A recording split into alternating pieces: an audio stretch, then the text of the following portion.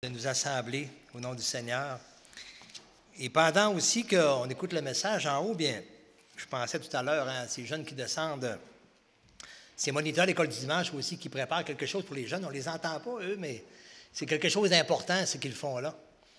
Moi, j'ai été moniteur d'école du dimanche pendant plusieurs années aussi. Et puis, je sais que plusieurs prennent cela vraiment à cœur. C'est pas toujours facile là, avec les petits jeunes, des fois, qui veulent bouger. Puis, il faut tenir un peu en discipline en même temps, leur communiquer un peu. Hein, c'est les principes de la parole, en tout cas, en fonction de leur âge, de leur capacité de compréhension.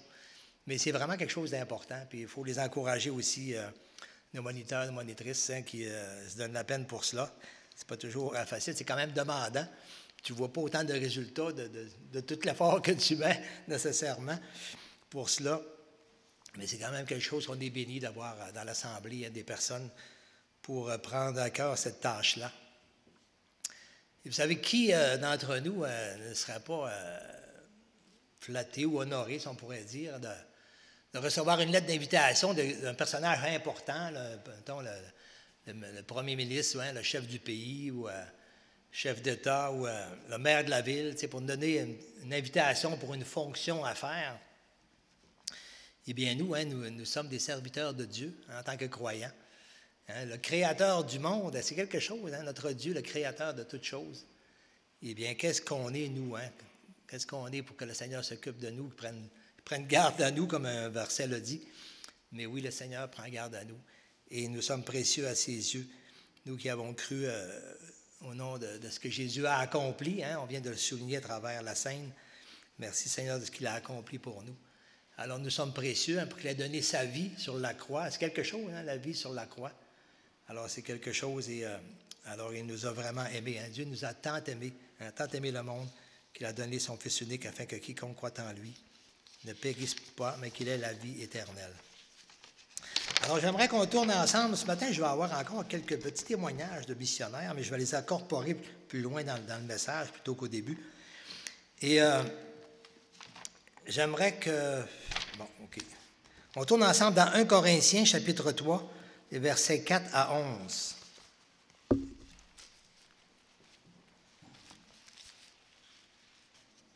« 1 Corinthiens, chapitre 3, les versets 4 à 11.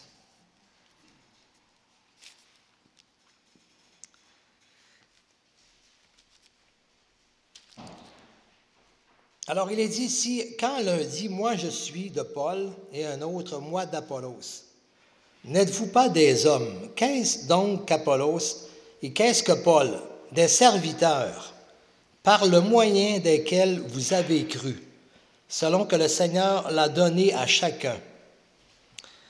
Et ça, c'est le verset principal, hein? Des serviteurs, c'est ça qu'ils disent qu'on est. Alors, ce sont souvent les gens avaient accepté le Seigneur, puis ils disent « Ah ben moi, c'est Paul qui m'a amené au Seigneur, ben non, moi, c'est Apollos. » Mais c'est pas ça qui est important. Et même aujourd'hui, des fois, on pourrait mettre l'accent beaucoup sur une personne qui nous a parlé, tout ça, et il faut remercier le Seigneur pour cela. Mais c'est ce qui compte, hein, c'est de comprendre que c'est le travail de Dieu, ce n'est pas le travail des personnes. Et Paul il dit, ben nous, qu'est-ce qu'on est là, qui avons fait ce travail-là, si on pourrait dire? Eh bien, on est simplement des serviteurs par le moyen desquels vous avez cru, selon que le Seigneur l'a donné à chacun. C'est Dieu qui l'a donné. Il dit, j'ai planté, Apollos a arrosé, mais c'est Dieu qui fait croître. En sorte que ce n'est pas celui qui plante qui est quelque chose, ni celui qui arrose, mais c'est Dieu qui fait croître. C'est Dieu qui est quelque chose. Celui qui plante et celui qui arrose sont égaux, et chacun recevra sa propre récompense selon son propre travail, car nous sommes ouvriers avec Dieu. En réalité, si on ne travaille pas pour Dieu, on travaille avec Dieu. Tu sais, parce que bien des gens font des choses pour Dieu, mais ce n'est pas toujours les choses que Dieu demande. Mais nous sommes des ouvriers avec Dieu. Tu sais, c'est le travail de Dieu et Dieu, selon la grâce qu'il nous a donnée, hein, il nous utilise. Vous êtes le champ de Dieu, l'édifice de Dieu. Tout cela appartient à Dieu. Selon la grâce de Dieu qui m'a été donnée, j'ai posé le fondement comme un sage architecte et un autre bâtit dessus, mais que chacun prenne garde à la manière dont il bâtit dessus. Car personne ne peut poser un autre fondement que celui qui a été posé savoir Jésus-Christ. Alors, c'est ça qui est le fondement. C'est Jésus, et c'est Dieu qui fait croître, c'est l'œuvre de Dieu, c'est Jésus qui en est le maître. Et chacun de nous, quels que soient les dons qu'on a, on n'a pas à s'en glorifier de quoi que ce soit, mais on est des serviteurs. Et si on a eu l'occasion de parler de l'Évangile à quelqu'un, puis qu'il a cru, c'est tout qu'une joie, qu'un privilège, mais on est tout simplement des serviteurs, des moyens par lesquels la personne a cru, des moyens utilisés par Dieu. Alors, c'est ça que ça nous dit ici. Alors, on n'a pas à se glorifier de quoi que ce soit, parce qu'on travaille avec Dieu. Si on travaillerait pour Dieu, peut-être qu'on pourrait se glorifier de ce qu'on a fait pour quelqu'un. Moi, je l'ai fait pour lui, je l'ai fait pour elle. Là. Mais là, c'est pas pareil. C'est Dieu qui nous emploie et on travaille avec lui, c'est son œuvre. Et c'est à lui qui doit revenir toute la gloire. C'est lui qui fait croître, c'est lui qui fait le travail invisible qui est dans le cœur, dans l'âme, dans l'esprit. Il donne sa paix, comme notre frère l'a cité ce matin. Alors, j'aimerais qu'on regarde maintenant dans Jean 4, au verset 35 à 42. On va continuer toujours dans ce thème-là un peu là, de serviteurs par lesquels Dieu nous utilise. Alors, Jean 4,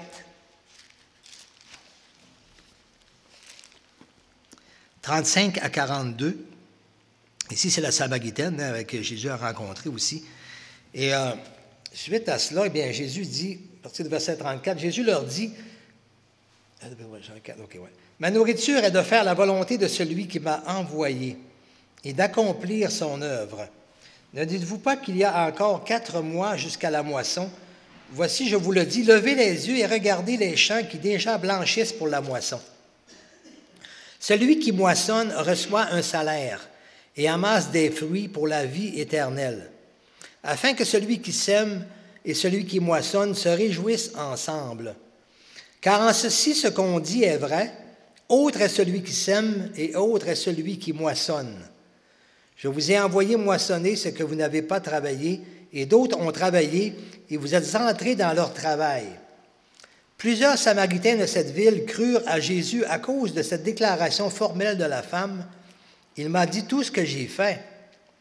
Et aussi, quand les Samaritains vinrent le trouver, ils le prièrent de rester auprès d'eux. Et il resta là 2 jours. Et un beaucoup plus grand nombre crurent à cause de sa parole. Et il disait à la femme, « Ce n'est plus à cause de ce que tu nous as dit que nous croyons, car nous l'avons entendu nous-mêmes, et nous savons qu'il est vraiment le sauveur du monde. » Alors, on voit que cette personne-là aussi, la Samaritaine, elle a été là une servante, un moyen par lequel des gens ont cru. C'est un moyen par lequel... Et on voit que, elle n'a pas fait grand-chose, elle aurait tout simplement raconté ce que le Seigneur lui a dit. Et nous aussi, des fois, on se trouve on se trouve insignifiant, trop petit, qu'est-ce que je peux faire, comment ça peut m'utiliser, mais il n'y a pas besoin de grand-chose, c'est de notre bouche de dire ce qu'il a fait simplement. Juste le fait de dire ce que le Seigneur a fait pour moi, c'est déjà là une semence. Et comme ça dit, autre est celui qui sème, autre est celui qui moissonne. Des fois, ça arrive que, des fois, ça vous est peut-être déjà arrivé de parler du Seigneur à quelqu'un, puis, moi, j'ai connu quelqu'un déjà qui m'a parlé de ça aussi, qui m'a présenté ça, puis je pense qu'il était dans le même groupement que vous autres, peut-être, là. Et on s'aperçoit des fois, le Seigneur a commencé avec un, puis la personne ne l'a jamais revu. Puis à un moment donné, c'est un autre qui rentre, qui continue à ce travail-là. Et puis, mais ça, c'est selon le travail de Dieu. C'est Dieu qui orchestre les choses ainsi.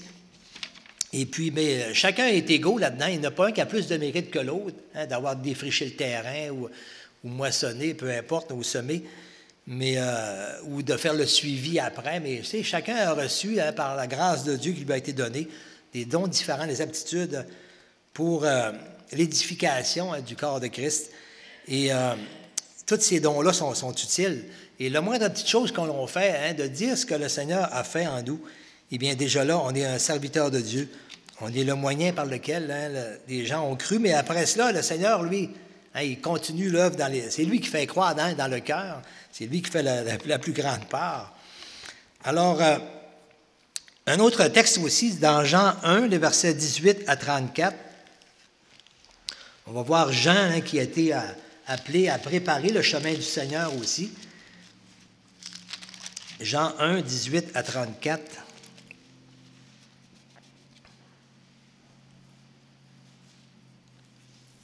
Bon, OK. Alors, personne n'a jamais vu Dieu, et le Fils unique qui est dans le sein du Père est celui qui l'a fait connaître. Voici le témoignage de Jean. Lorsque les Juifs envoyèrent de Jérusalem des sacrificateurs et des Lévites pour lui demander « Toi, qui es-tu » Il déclara, et ne le nia point, il déclara qu'il n'était pas le Christ. Et ils lui demandèrent « Quoi donc? Es-tu Élie » Il dit « Je ne le suis point. »« Es-tu le prophète » Il répondit « Non. » Ils lui dirent alors « Mais qui es-tu? » afin que nous donnions une réponse à ceux qui nous ont envoyés. « Qui dis-tu de toi-même? » Que dis-tu de toi-même? Alors moi, dit-il, je suis la voix de celui qui crie dans le désert. Aplanissez le chemin du Seigneur, comme a dit Ésaïe le prophète. Ceux qui avaient été envoyés étaient des pharisiens. Ils lui firent encore cette question. Pourquoi donc baptises-tu si tu n'es ni le Christ, ni Élie, ni le prophète? Jean leur répondit, moi je baptise d'eau, mais au milieu de vous, il y a quelqu'un que vous ne connaissez pas et qui vient après moi. Je ne suis pas digne de délier la courroie de ses souliers. Ces choses se passèrent à Béthanie, au-delà du Jourdain, où Jean baptisait. Le lendemain, il vit Jésus venant à lui et il dit, voici l'agneau de Dieu qui ôte le péché du monde. C'est celui dont j'ai dit, après moi vient un homme qui m'a précédé car il était avant moi. Et je ne le connaissais pas, mais c'est afin qu'il fût manifesté à Israël que je suis venu baptiser d'eau. Jean rendit ce témoignage, j'ai vu l'Esprit descendre du ciel comme une colombe et s'arrêter sur lui. Je ne le connaissais pas, mais celui qui m'a envoyé baptiser d'eau, celui-là m'a dit, celui sur qui tu verras l'Esprit descendre et s'arrêter, c'est celui qui baptise du Saint-Esprit. Et j'ai vu et j'ai rendu témoignage qu'il est le Fils de Dieu. Alors, on voit que Jean-Baptiste, c'était un défricheur. Lui, il est allé vraiment, il travaillait le terrain, les cœurs, la disposition des cœurs ici, c'est vraiment par rapport à la repentance. J'aimerais qu'on ajoute à ce passage-là, dans Matthieu 3, versets 1 à 8, qui décrit un petit peu aussi le travail que Jean faisait, qui était très, très répandu. Il a travaillé quand même quelque temps, je pense peut-être environ 3 ans, je ne sais pas exactement combien de temps, mais qu'il a préparé, prêché dans les déserts. Mais assez longtemps, en tout cas, qu'il était connu de toute la Judée. Jean 3, les versets 1 à 8, il est dit, c'est-à-dire Matthieu 3, versets 1 à 8. En ce temps-là, parut Jean-Baptiste prêchant dans le désert de Judée. Il disait, « Repentez-vous, car le royaume des cieux est proche. » Jean est celui qui avait été annoncé par Ésaïe le prophète lorsqu'il dit, « C'est ici la voix de celui qui crie dans le désert. Préparez le chemin du Seigneur, aplanissez ses sentiers. » Jean avait un vêtement de poil de chameau et une ceinture de cuir autour des reins. Il se nourrissait de sauterelles et de miel sauvage. Les habitants de Jérusalem et de toute la Judée et de tout le pays des environs du Jourdain se rendaient auprès de lui. Et confessant leurs péchés, ils se faisaient baptiser par lui dans le fleuve du Jourdain. Mais voyant venir à son baptême beaucoup de pharisiens, de sadducéens, il leur dit, « Race de vipères, qui vous a appris à fuir la colère à venir? Produisez donc du fruit qui est digne de la repentance. » Alors on voit le message de Jean, un message de repentance. Il est là pour préparer le chemin du Seigneur. Et le chemin du Seigneur passe par la repentance. Et pour ça, des fois, quand on a un déjeuner de l'espoir, par exemple, si la personne qui donne son témoignage n'aborde pas le côté du péché et de la repentance, c'est difficile de faire un appel à la fin. Parce que là, l'appel, il sert à quoi si je n'ai pas compris que je suis pécheur et perdu? Et là, préparer le chemin du Seigneur, ça va toucher à ça. Ce que Jean faisait, c'est d'amener les gens à la repentance, de reconnaître qu'ils sont pécheurs, de l'avouer, de le confesser, de demander pardon au Seigneur. « Seigneur, pardonne-moi. » Alors, c'est pourquoi ils baptisaient sur leur témoignage, qu'ils confessaient leurs péchés. À ceux qui acceptaient de se reconnaître pécheurs, de confesser leurs péchés, ils les baptisaient. Et alors, nous aussi, nous sommes des serviteurs. C'est un petit peu notre travail aussi. En annonçant l'Évangile, bien, il faut toucher à cet aspect-là parce que c'est ça qui prépare le chemin du Seigneur. Si je n'ai pas compris que je suis pécheur et perdu, à quoi sert le sacrifice de Jésus à la croix? Et là, il y a une confusion. Les gens ne comprennent pas cela. Mais si les gens comprennent qu'ils sont pécheurs et perdus, là, tu comprends que tu as besoin de ce que Jésus... Là, tu comprends pourquoi Jésus est mort sur la croix. Alors ça, c'est vraiment le défrichage, de préparer le chemin du Seigneur. Et Jean avait fait ce travail-là. Quand Jésus est apparu, là, il y avait tout un travail de fait là. Ça nous dit que dans toute la Judée, tout le pays d'alentour, les gens venaient, et puis Jean là, les exhortait à la repentance, et les gens se faisaient baptiser, confessant leurs péchés. Alors, il y allait vraiment là, avec là-dessus, c'était ça son message, la repentance pour préparer le chemin du Seigneur qui est venu dans les cœurs. Après ça, Jésus est apparu, là, il y avait une disposition, là. Les gens, avaient une disposition par rapport au péché. Nous aussi, nous avons cette responsabilité-là. Si on évite de parler de ce sujet-là, on peut amener toutes sortes de discussions là, sur la création, sur tout cela, des fois, là, on perd du temps à s'ostiner sur des choses, à faire comprendre des choses, mais c'est l'essentiel. Il faut vraiment saisir pourquoi Jésus est venu mourir sur la croix. Et c'est ça, là, il faut revenir à ça assez rapidement. Et ça, les gens vont peut-être plus nous écouter parce que c'est quelque chose dans le fond, c'est simple, mais on peut tellement l'expliquer d'une façon simple, dans le fond, qu'on est tous pécheurs et perdus. Et si on commence par des enseignements doctrinaux très profonds, là, qui s'adressent surtout à des disciples, là, c'est difficile, là, quelqu'un qui n'a pas encore reçu Jésus, là, c'est bien dur de comprendre. Alors, c'est le chemin pour préparer le Seigneur, c'est vraiment par la repentance. Et là-dessus, bien, la semaine, là, deux semaines, je pense, 2 ou 3 semaines, j'avais fait venir quelqu'un sur mon terrain pour couper des arbres, là, abattre des arbres avec un camion avec une nacelle. C'était des gros arbres. C'était dangereux. Puis, bon. Et la personne, on ne se connaissait pas. C'est mon locataire, surtout, qui le connaissait beaucoup, puis qui m'en avait référé là, de le demander. Puis, il est venu couper des arbres. Puis, après, il y a un arbre qui était très dangereux parce qu'il penchait vers les fils. Puis, il dit, comment est-ce qu'il va faire ça? Je ne sais pas. Puis finalement, il a travaillé fort, puis il a réussi à aller tirer avec un câble et une winch, puis le faire pencher sur l'autre bord, puis le couper en bas. Puis quand il le coupé en bas, c'était épeurant, parce que là, il était tellement tendu comme un arc, là, en tout cas, c'était quasiment épeurant de le voir. Puis lui, il était coincé entre l'arbre et la remise, en tout cas. Mais là, quand il a réussi, il était content de lui. Mais en s'en venant, là, il lâchait plein de sacs, là, c'est un après l'autre. Mais quand il est arrivé à côté de moi, là, ça a changé bien sec, là, il était plus capable de... Et là, il a complètement changé son langage. Mais pourtant, on ne se connaissait pas. Il ne savait pas que j'étais chrétien. Je n'avais pas encore témoigné. Là. Et ça arrive souvent aux croyants. Pourquoi? Parce que c'est l'Esprit Saint qui est en nous. On n'a pas aucun mérite pour ça. Ce n'est pas notre témoignage, ça. Mais juste la présence du Saint-Esprit en nous. Lorsque quelqu'un, d'un fois, est là et qui blasphème, tout cela, eh bien, l'Esprit là, peut l'atteindre, le toucher, là. Et c'est comme une porte que Dieu nous ouvre là, pour après ça être capable d'entreprendre à parler par rapport à notre témoignage, à notre comportement, à nos paroles. Hein. As-tu pensé aux paroles que tu dis? Hein? Tu parles de Jésus ou tu parles de Dieu, c'est quand même que... C'est une porte qui nous est ouverte et le Saint-Esprit nous aide à ce moment-là, dans le fond, en touchant déjà une disposition du cœur que la personne ne comprend pas pourquoi vraiment là, ça se passe comme ça. Mais c'est un travail du Saint-Esprit. C'est le Saint-Esprit qui convainc de péché. Alors, hein, ça nous dit que le pécheur ne résiste pas dans l'assemblée des justes. Il y a quelque chose qui se passe dans le cœur, là aussi. Et alors, c'est une porte que le Seigneur nous ouvre. Et souvent, des fois, ben, on a tellement les idées, des fois, ailleurs, qu'on n'est pas préparé, puis on manque beaucoup des portes comme ça, des fois. Mais c'est ça, c'est pas par nos mérites que ça se passe, mais le Saint-Esprit qui est en nous, c'est une puissance qui est là. Le Seigneur nous dit, hein, je vous donnerai une puissance, le Saint-Esprit survenant sur vous, en vous. Alors, c'est l'œuvre de Dieu qui est en nous, qui est là pour nous aider à cela aussi. Et alors ça, c'est vraiment le chemin, c'est par la repentance.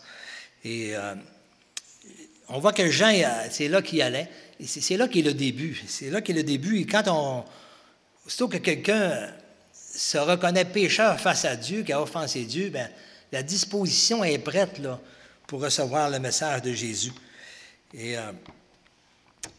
c'est là que ça devient une bonne nouvelle, hein? Jésus qui est mort pour moi, hein, si je suis pécheur, j'ai offensé Dieu, qu'est-ce que je fais, qu'est-ce qui va m'arriver? Eh bien, c'est là que la porte est ouverte pour présenter la bonne nouvelle. Eh bien, si tu crois en Jésus, il est mort sur la croix pour cela, pour te pardonner ces offenses-là, ces péchés-là. Et alors, c'est vraiment une porte que le Seigneur nous ouvre, et c'est notre tâche aussi. Nous sommes des serviteurs, des moyens que Dieu veut utiliser par lesquels des gens vont croire. J'avais parlé d'un dernier message de Hudson Taylor qui était allé en Chine hein, dans les années 1855 à peu près jusqu'à 1905. Et ça a été un travail de défrichement aussi. Là. Quand un missionnaire part dans un autre pays, c'est une langue complètement différente. Il faut qu'il apprenne la langue, toute la culture, toutes les habitudes de vie, tout cela. Là. Et c'est un travail vraiment de défrichage. Et ce n'est pas dans les premiers jours que tu vois tout le résultat de ça. La moisson ne vient pas nécessairement tout de suite. Là. Il y a beaucoup de travail à faire. Et il y a un très grand travail qui est fait. C'est pour ça aussi que au bout de il y a presque été 50 ans en Chine, vers la fin, à un moment donné, il y avait eu une prière de fête des assemblées de demander 1000 missionnaires de plus. Mais la plupart de ces missionnaires-là s'étaient rendus maintenant des missionnaires de la Chine, là, issus de la Chine. Il faut comprendre que là, l'œuvre s'est faite. Mais en 1902, juste pas longtemps avant sa mort, il y a eu ce qu'on appelle l'insurrection des boxeurs en Chine. Il y a comme un nouvel empereur qui est apparu et il a chassé tous les étrangers du pays. Alors, tous les missionnaires ont dû partir. Ceux qui ne partaient pas, ils ont été décapités hein, ou tués, massacrés. Alors, il y a eu... ça a été terrible, là. Le massacre qui a eu lieu à ce moment-là. Beaucoup de croyants sont morts aussi. Et c'est devenu un peu comme on a vu en Russie dans les dernières années, où vraiment les gens, tu avais le droit de croire, mais tu n'en parles pas à personne, parce que sinon tu vas aller en prison ou tu peux être même mis à mort. Alors, il y a eu des périodes difficiles après cela, mais le travail a quand même été implanté, le défrichement, le travail dans les cœurs, et beaucoup de personnes ont cru. Mais après cela, les églises ont connu des périodes difficiles, c'est sûr. Mais le travail s'est continué. Et l'année passée, j'avais reçu une lettre de l'Association des Gédéons, que j'aime beaucoup, que je soutiens et que j'aime m'informer. C'est une association missionnaire, si on pourrait dire, parce qu'elle distribue la parole de Dieu à travers le monde, surtout dans les places des pays pauvres, où les gens n'ont pas le moyen souvent de s'acheter des Bibles, où il n'y a peut-être pas beaucoup d'ouvriers non plus, les églises sont tout petites. Et ils distribuent des évangiles pour aider ces églises-là. Et l'an passé, il s'est fait de quoi en Chine, justement? Il y a eu une distribution en Chine, justement dans les endroits où Hudson Taylor a travaillé, c'était dans le nord de la Chine. Hudson Taylor a travaillé surtout à partir de Shanghai, qui est dans le milieu de l'Est, aller jusqu'au nord, en montant vers le nord. Et ça me touchait un peu de voir ça aussi. Il dit... il faut que je commence par le 1. J'en ai 3, puis il faut que je commence par le premier.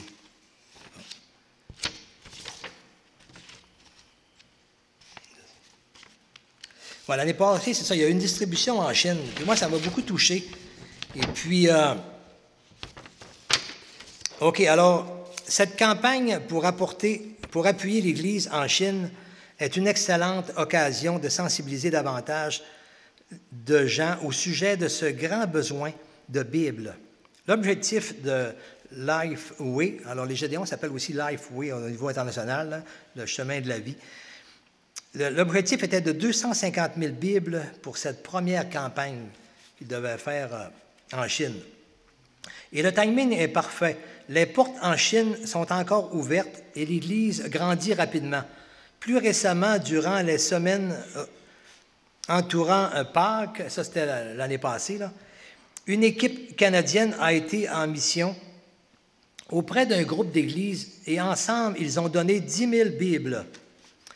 Lors d'un des services, plus de 1000 personnes sont venues et 14 églises pour célébrer ensemble le Christ ressuscité. Pendant le service matinal, près de 500 personnes ont été baptisées. Votre partenariat rend tout cela possible. Chaque fois que je visite la Chine et que je me présente devant une congrégation d'églises, je leur parle des Canadiens qui ont donné avec sacrifice afin que les gens en Chine puissent avoir leur propre Bible. Il est souvent difficile de comprendre comment un pays aussi peuplé que la Chine puisse être changé avec le simple cadeau d'une Bible. Cette histoire illustre de façon éloquente. Une femme chinoise âgée a reçu une Bible qui est devenue, par le biais des bénévoles, des Gédéons qui étaient sur place. Alors, elle a reçu une Bible qui est devenue son bien le plus précieux. Elle le gardait avec elle constamment et tombée gravement malade, elle est entrée à l'hôpital, mais a réalisé qu'elle avait oublié sa Bible. Elle a immédiatement demandé à quelqu'un de lui apporter. Son fils, qui n'est pas chrétien, qu'il n'était pas à ce moment-là, est venu la visiter et était très inquiet pour elle parce qu'il l'aimait beaucoup. Le médecin ne croyait pas qu'elle survivrait.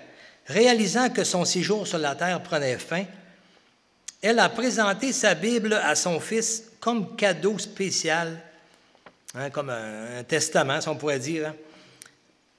Et après, elle a été accueillie dans les bras de notre Père céleste, de son Père céleste.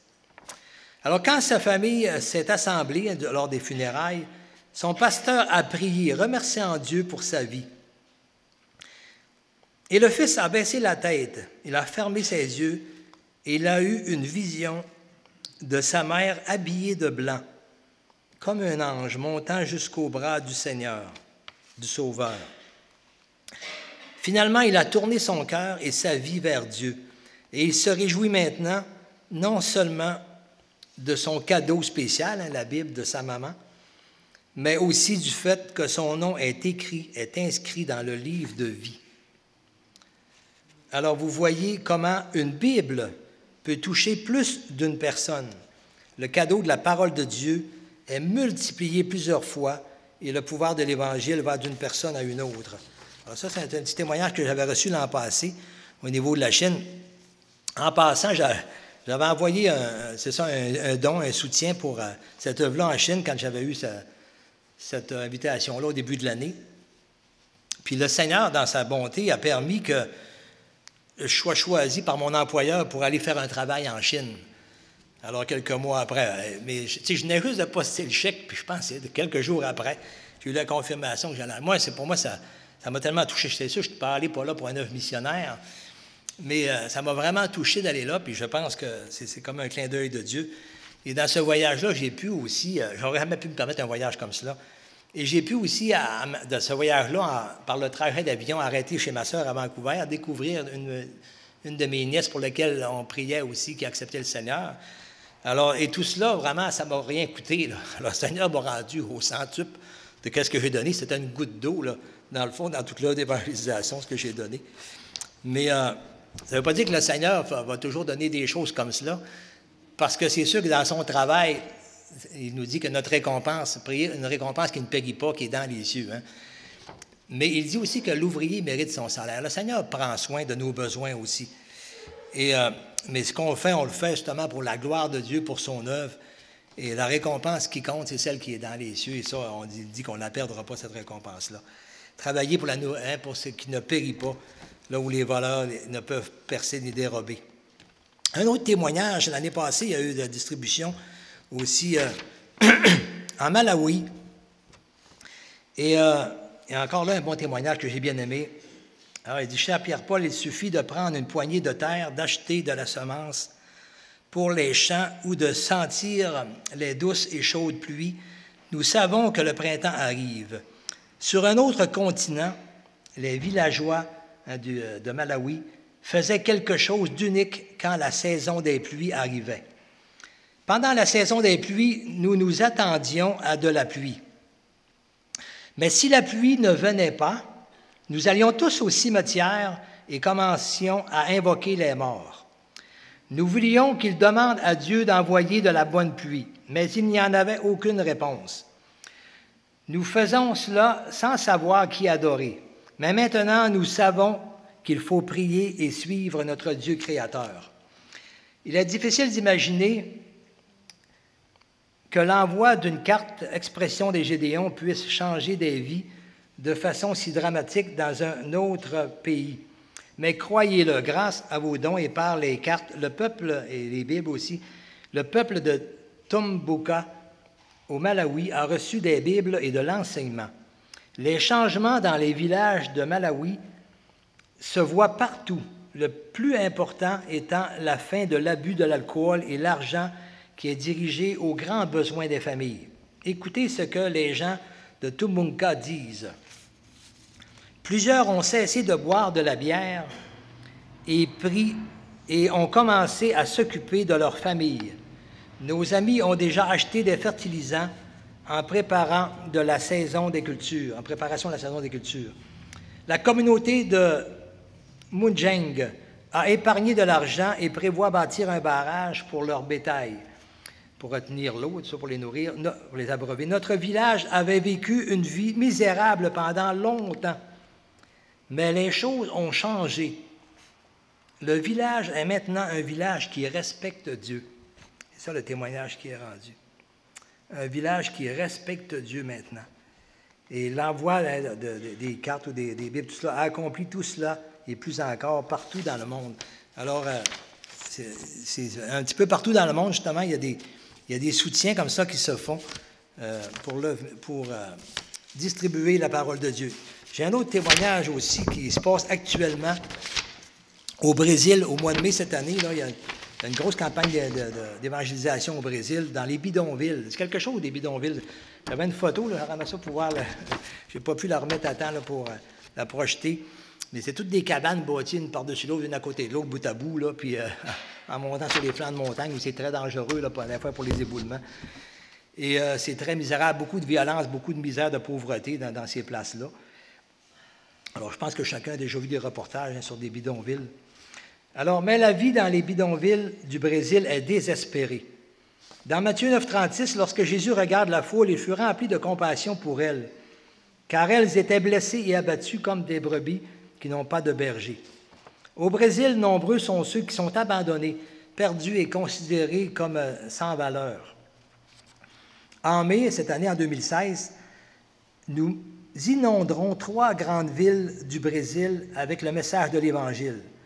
Près de 90 églises nous ont demandé de nous associer à elles pour voir les vies de milliers de personnes qui vivent dans les bidonvilles être transformées par l'Évangile de Jean. Alors, OK.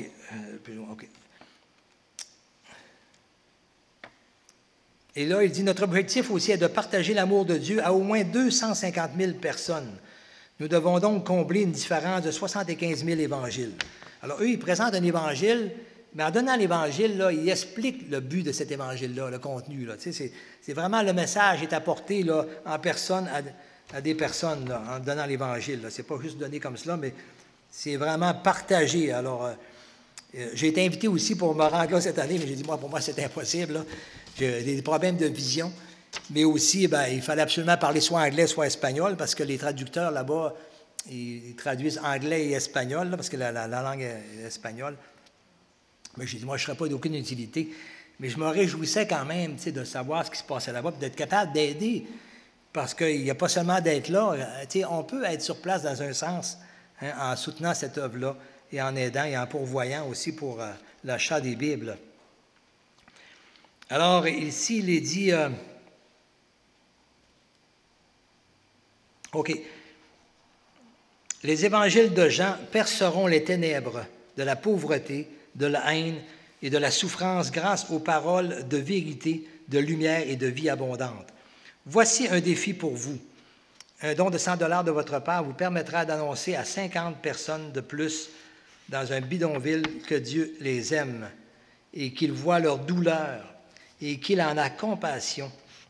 Alors, lorsque nous avons travaillé avec les églises du Brésil en 2014, c'est la deuxième fois qu'ils avaient commencé en 2014, là, ils ont été redemandés, revenez encore, parce que il y a eu beaucoup de témoignages en 2014, et là, ils ont dit, on a besoin d'aide encore. Et là, ils ont axé ça vraiment sur les bidonvilles cette année, au mois de mai. Actuellement, ça se passe là.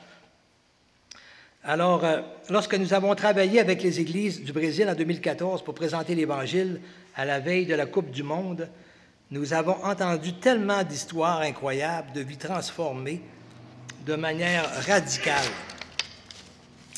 Je souhaiterais pouvoir toutes vous les partager, mais en ce moment même, celle qui me revient en particulier à l'esprit est celle de Marcus.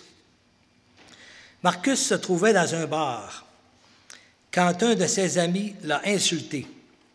Il a continué à boire toute la nuit et le lendemain matin, la rancœur l'a poussé à décider d'aller tuer son ami. Il s'est alors emparé d'un couteau et il est parti à sa recherche. Puisque son ami restait introuvable, Marcus est retourné au bar. Et c'est un autre ami qui l'a croisé en s'en venant par là, sur son chemin. Un autre ami, un serviteur de Dieu. Un autre ami qui l'a croisé, ce dernier lui a remis un évangile de Jean, reçu peu de temps auparavant par Georges, un membre canadien des Gédéons. Alors, tu sais, il y a un membre des Gédéons qui a donné une Bible à quelqu'un. Lui, il l'a lu, puis là, c'est un ami de cette personne-là. Là, maintenant, il lui redonne à toi. Il dit, tiens, tu devrais lire ça toi aussi. Alors, c'est pour dire comment ça peut se continuer, se partager. Alors, c'est ça. Alors, il l'a reçu. Ensuite, il a dit, Marcus a commencé à le lire, l'Évangile de Jean, et sa haine l'a quitté. Il ne voulait plus tuer son ami. Mais quand il a raconté cela à l'équipe d'évangélisation, alors son ami l'a conduit à l'équipe d'évangélisation, Marcus leur a déclaré, « Je ne tuerai pas mon ami. » Il a déposé son couteau et a accepté Jésus comme son Seigneur et son Sauveur personnel. Désormais, Jésus vit dans le cœur de Marcus et il reste à ses côtés afin de le protéger au cœur des épreuves et des turbulences de la vie dans un des endroits les plus violents au monde. Marcus a trouvé le chemin vers la joie abondante et la liberté, la sécurité et l'espoir. On parle de ce qui est éternel. Aujourd'hui, vous pouvez aider des personnes comme Marcus qui sont prises au piège dans la réalité des guerres de gang, de la toxicomanie et de la pauvreté qui sévit dans les bidonvilles. Marcus peut se raccrocher aux paroles de vie présentées dans l'Évangile de Jean. Combien d'autres personnes des bidonvilles auront la chance de recevoir un Évangile en mai? Combien d'âmes précieuses se tourneront vers Jésus-Christ? Alors ça, c'était vraiment comme un appel à soutenir cette œuvre-là. Alors moi, je suis vraiment béni de cela. Je suis heureux d'entendre ces témoignages-là. Et c'est de savoir que je lui ai participé, ne serait-ce qu'une goutte d'eau, bien, ça nous réjouit et c'est un encouragement que je donne aussi à d'autres. Les missionnaires ont besoin aussi, on fait une offrande missionnaire, on en soutient, mais ils ont besoin aussi de ce soutien-là. Et on ne peut pas seulement prier, mais il y a des besoins aussi qui sont plus physiques, là, dans notre potentiel de faire et qu'on peut faire. Alors, on va dire, Seigneur, de quelle façon qu'on peut aider. Et en réalité, on peut travailler dans un autre continent sans être là, en soutenant des œuvres qui sont déjà là mises en place, des organisations missionnaires qui travaillent sur place et qui font un beau travail de distribution de la parole de Dieu. Alors, bon, quelle heure est-il là? OK, j'ai presque terminé. Alors, j'aimerais qu'on lise dans 2 Corinthiens 3, et versets 5 et 6.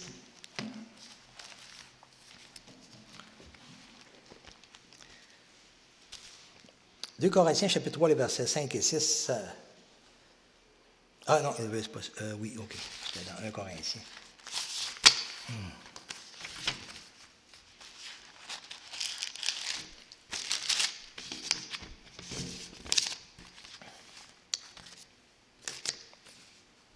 Alors, ce n'est pas à dire que nous soyons par nous-mêmes capables de concevoir quelque chose comme venant de nous-mêmes. Notre capacité, au contraire, vient de Dieu.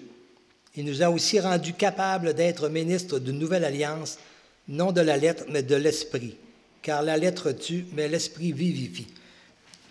Alors, on voit qu'on n'a pas à se glorifier de quoi que ce soit, mais c'est lui qui nous donne cette capacité-là, qui donne le vouloir et le faire. C'est lui qui nous rend capables de travailler avec lui. Et c'est une grâce qui nous est donnée. C'est un privilège extraordinaire qu'on a. Alors, je trouve important de soutenir les ouvriers dans la moisson. Et Pas dans le but d'en retirer quelque chose, bien sûr, mais simplement de comprendre qu'on travaille avec Dieu. C'est ça qui est important.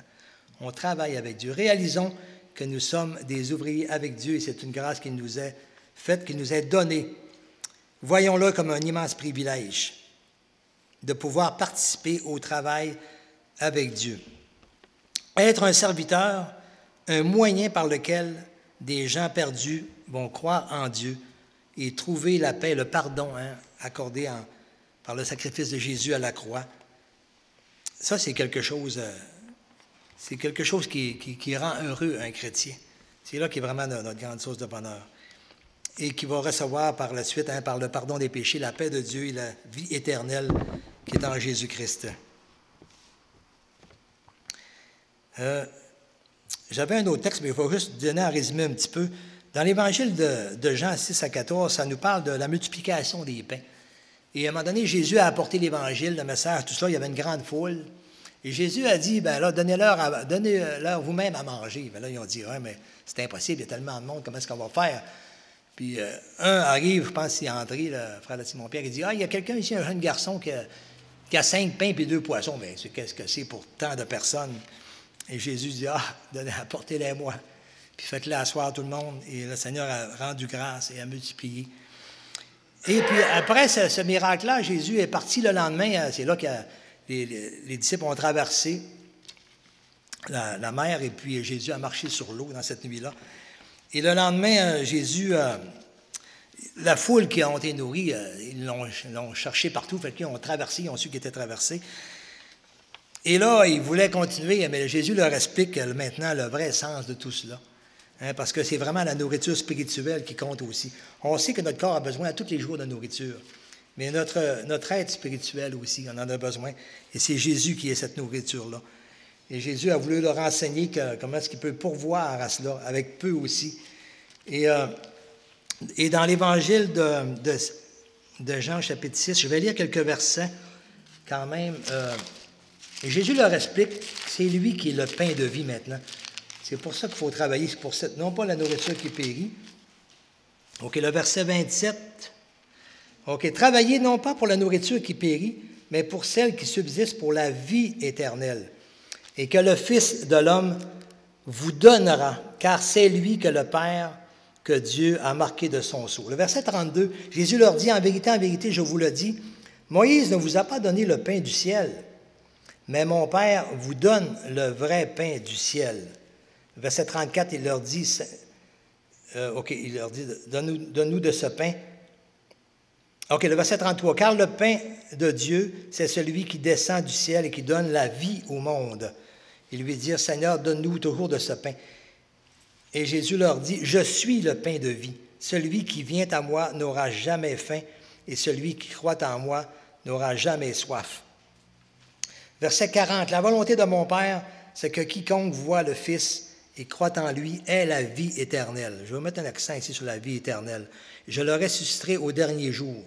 Verset 44, nul ne peut venir à moi si le Père qui m'a envoyé ne l'attire, et je le ressusciterai au dernier jour. Verset 47, en vérité, je vous le dis, celui qui croit en moi a la vie éternelle. Verset 51, je suis le pain vivant qui est descendu du ciel. Si quelqu'un mange de ce pain, il vivra éternellement.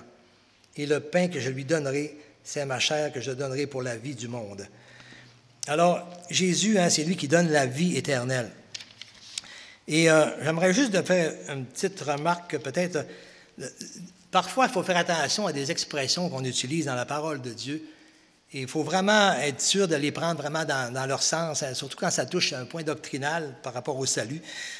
Et dernièrement, étant donné que je suis dans l'évangélisation, que je suis enseignant, je voulais mettre une petite mise au point parce qu'à un moment donné, il y a quelqu'un qui avait partagé de même, sans vouloir mal faire, c'est quelqu'un qui aime le Seigneur, que Dieu travaille dans sa vie, et peut-être par manque d'expérience, manque de formation, il avait dit comme ça publiquement, eh bien, on a tous la vie éternelle, mais la vie éternelle, elle ne peut pas être employée autrement que la vie que Jésus met en nous, par le salut, par la nouvelle naissance. Ça s'adresse seulement aux croyants qui ont cru, qui reçoivent la vie éternelle. La parole de Dieu est vraiment claire là-dessus. Et dans Jean 1, 5, 13, il est dit, je veux que vous sachiez que vous avez la vie éternelle, vous qui avez cru au nom du Fils de Dieu. Alors, c'est seulement ceux qui ont cru. Et dans Apocalypse 20, on voit des versets 11 à 15, ça parle au jugement dernier. Lui, ce qu'il voulait dire, c'est qu'on va tous... La mort, ça ne finit pas là. Notre esprit va vivre encore, mais ça, ce n'est pas la vie éternelle. La vie éternelle, c'est la vie de Christ pour l'éternité. Et dans Apocalypse 20, ça parle que nous allons tous ressusciter, tous passer en jugement, mais ceux qui ont cru en Jésus, que leurs noms sont écrits dans le livre de vie, reçoivent la vie éternelle, mais ceux qui n'ont pas cru, eh bien, sont comme jetés dans les temps de feu. C'est la seconde mort, ce n'est pas la vie éternelle, là. C'est la seconde mort pour les incroyants. Alors, la vie éternelle, c'est vraiment... On ne peut pas employer cette expression-là pour dire que... alors, c'est à faire attention, des fois, dans des choses comme ça. Des fois, ce n'est pas pour mal faire, mais il faut être vigilant quand on utilise des paroles. La semaine passée, j'étais allé dans des funérailles d'un de mes oncles, que j'étais très proche. Et puis, le célébrant, là-bas, c'était un prêtre catholique. Puis, il avait cité un verset de la Bible. Mais quand tu coupes des morceaux, puis tu emploies juste la partie qui t'intéresse, là, puis, eh bien, des fois, là, ça devient le contraire de ce que ça veut dire. Et il avait utilisé un passage, il disait que Paul nous dit que vous êtes tous sauvés. Employé de main, ça paraît bien, hey, c'est flatteur, ça. Vous êtes tous sauvés, il n'y a pas de question à se poser, vous êtes tous sauvés. Mais c'est pas ça que ça dit. Paul a dit, vous tous qui avez cru, vous tous qui avez cru en Jésus-Christ, là. Alors, vous avez tous été baptisés dans un même esprit, mais il parle vraiment de ceux qui ont cru en Jésus. Si tu enlèves le mot qui ont cru, tu dis, vous êtes tous sauvés. Mais c'est pour ça que je veux dire qu'il faut faire attention. Des fois, on prend des brides de versets ici et là pour dire une déclaration publique, là. Eh bien, ça, des fois, ça peut mettre une confusion vraiment là, dans les gens qui nous entourent. Et dans Jean 5,13, c'est ça qu'il dit. Je veux que vous sachiez que je vous écris ces choses afin que vous sachiez que vous avez la vie éternelle, vous qui croyez au nom du Fils de Dieu.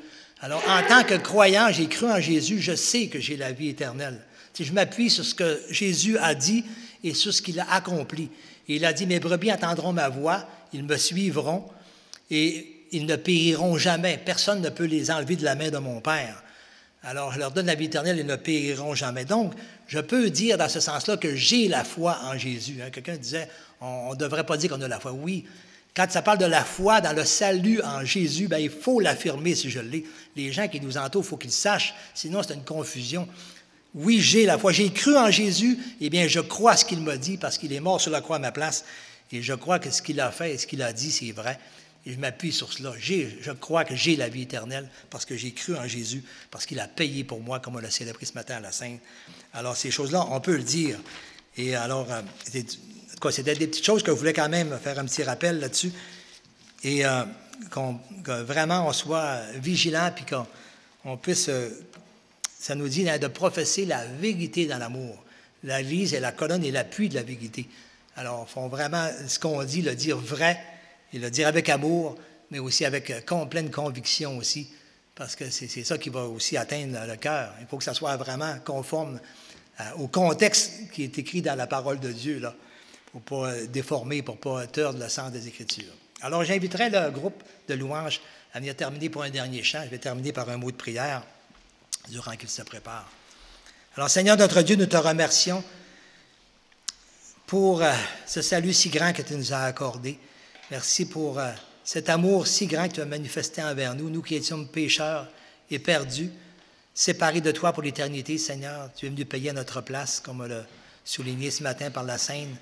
Nous voulons t'en remercier. Merci pour la vie éternelle que tu nous donnes. Merci pour cette paix, pour ce pardon, Seigneur, qui a des conséquences pour toute l'éternité.